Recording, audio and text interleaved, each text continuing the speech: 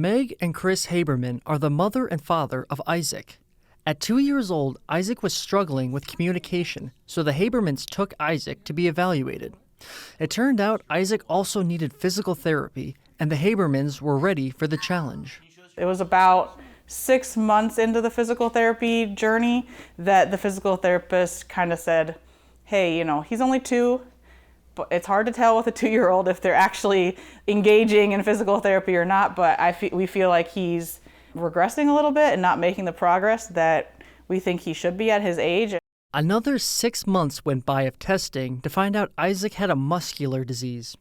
In January of 2017, that disease was diagnosed as Pompe disease, which affects 1 out of 40,000 children a year. Luckily, there is a treatment for it. It's every 14 days. We spend about 5 to 6 hours in the hospital, and he gets an infusion of the enzyme his body doesn't make. He's had 178 infusions at this point. I mean, he did meet the benchmarks. It was just always kind of on the late side, but it was still kind of in the normal time frame. But now we see videos of him just struggling to walk upstairs without help. Something was going on. It just took us a while to realize that.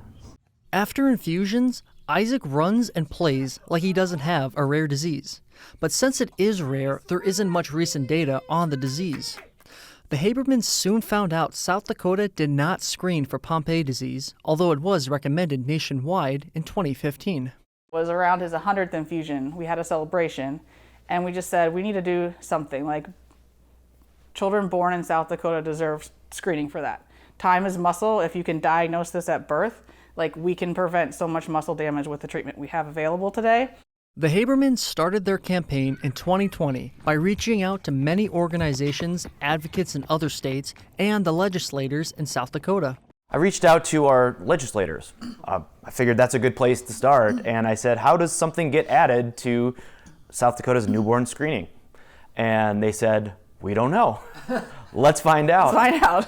And found out the State Board of Health is the one who adds it. We got the information we needed as to how it's done, and then we were able to just work with the Department of Health, and they reconvened a committee for newborn screening that hadn't been in place for several years, and we were able to share our story at that meeting.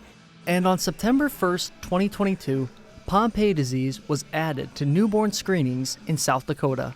I think we were told maybe in July that it was being added, and we knew knew it was coming. time. It took a while. I mean, everything takes a while. How do you make sure that every single hospital is equipped to do this and communicated and all the things necessary for this?